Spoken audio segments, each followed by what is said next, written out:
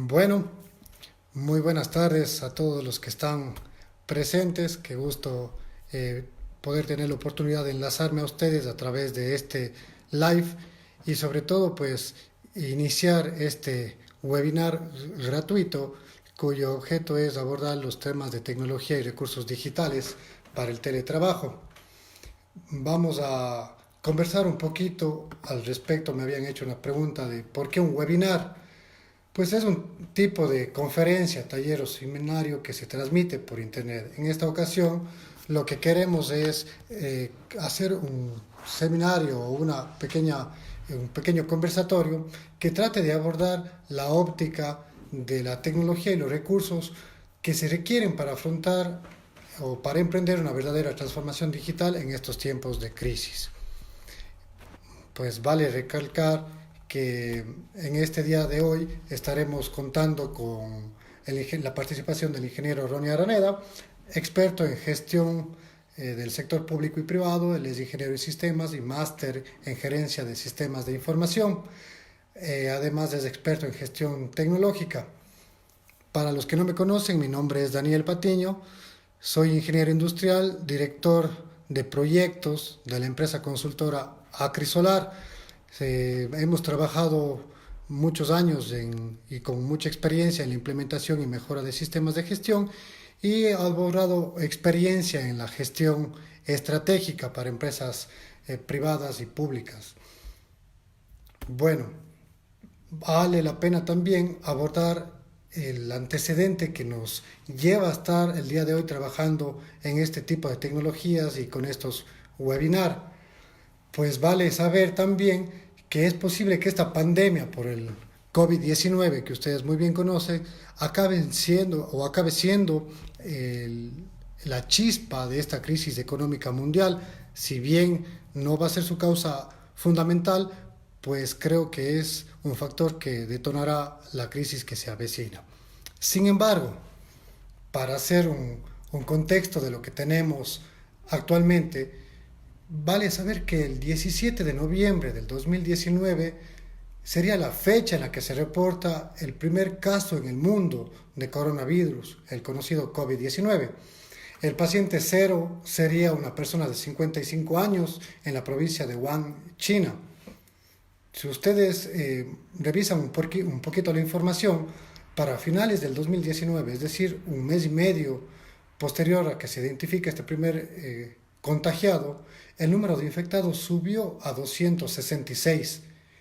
Y para el siguiente mes, es decir, en enero del 2020, a finales de enero, ya se reportaron más de 9.600 casos a nivel mundial en más de 20 países.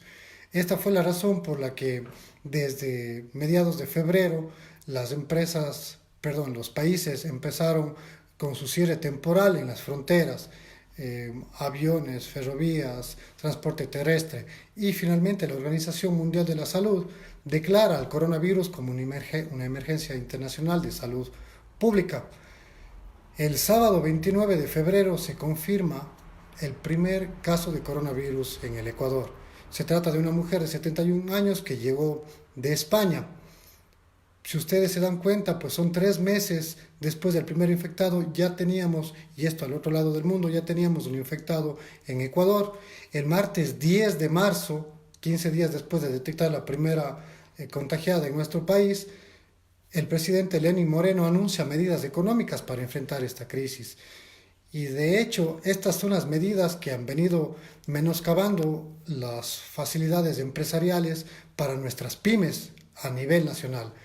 Al siguiente día, el miércoles 11, la Organización Mundial de la Salud declara pandemia por coronavirus y de forma inmediata en el Ecuador se da la declaratoria de emergencia sanitaria.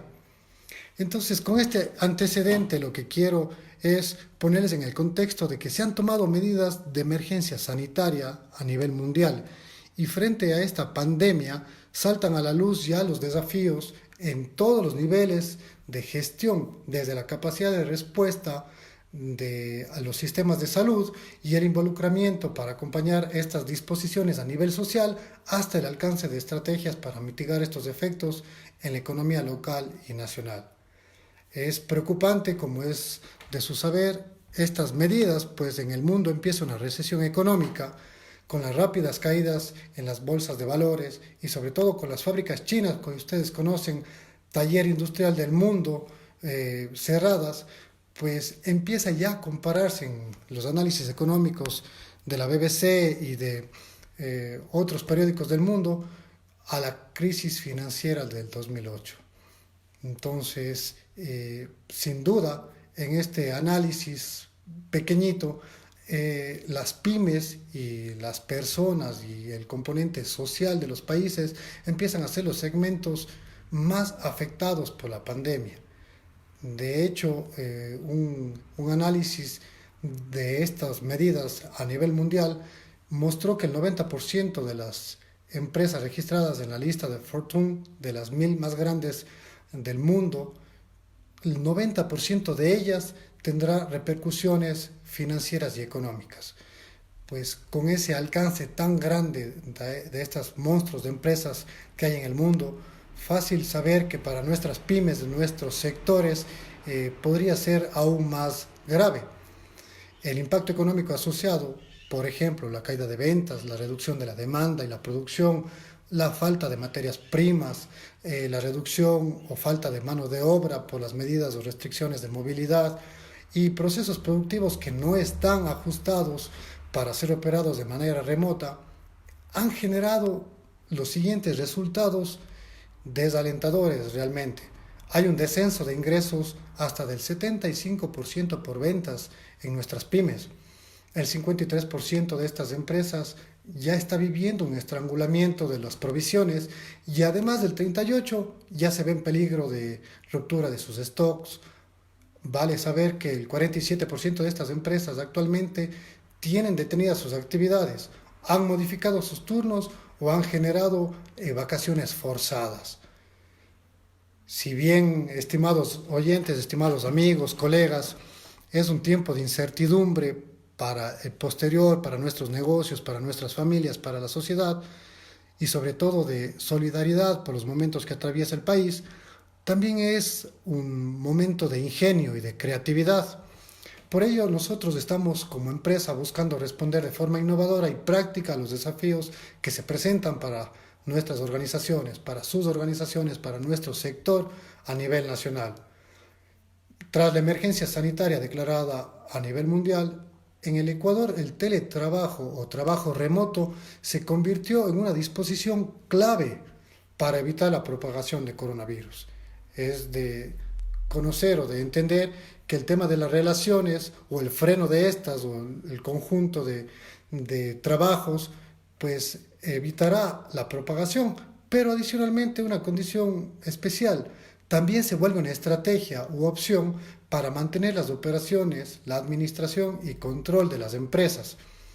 De hecho, hacia el 26 de marzo se registran ya 2.870 empresas privadas y públicas acogidas al teletrabajo, lo cual representa 306.000 personas más o menos que se están o están trabajando de forma remota. Esto según lo ha expuesto el Ministerio de Trabajo.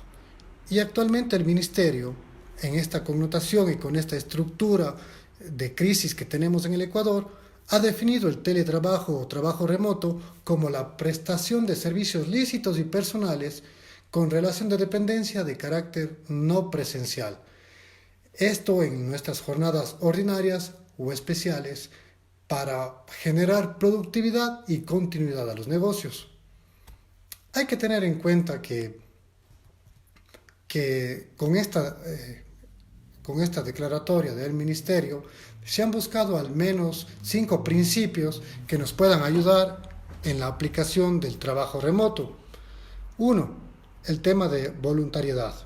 Estos principios y la estructura hablaremos ya en breves minutos con nuestro ingeniero colega Ronnie Araneda, pero vale mencionarles que los principios a los que tiene que estar abocado este trabajo remoto van hacia la voluntariedad, es decir, debe haber un acuerdo mutuo.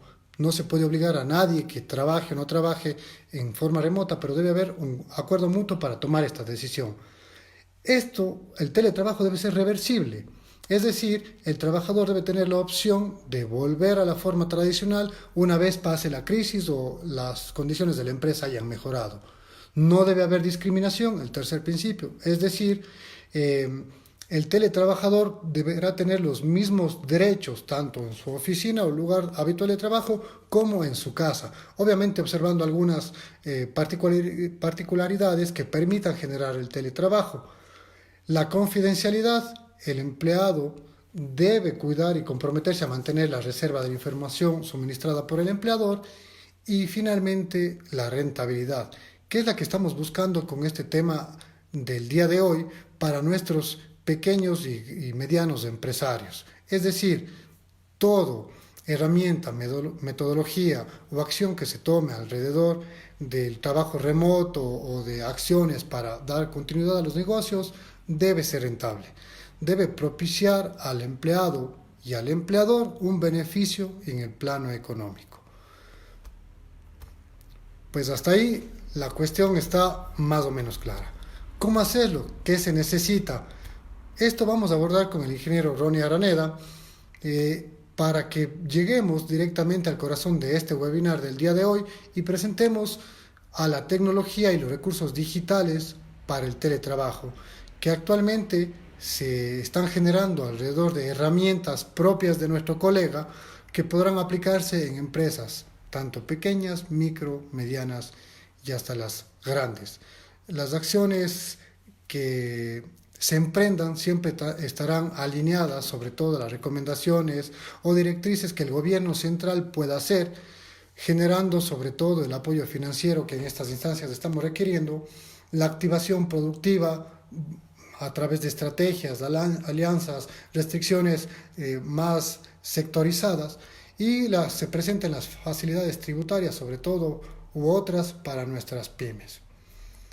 Pues gracias por estar el día de hoy presentes en este webinar. Vamos a dar paso ya en unos minutos al ingeniero Ronnie Araneda y pues para cualquier consulta, pregunta o inquietud están nuestros enlaces aquí en la página. Manténganse conectados, háganlo a través de Facebook, a través del WhatsApp, a través del correo electrónico, que nosotros estaremos en nuestra oficina virtual atendiendo todas sus dudas. Un gusto saludarles por ahora. Seguimos con el ingeniero Ronnie Araneda.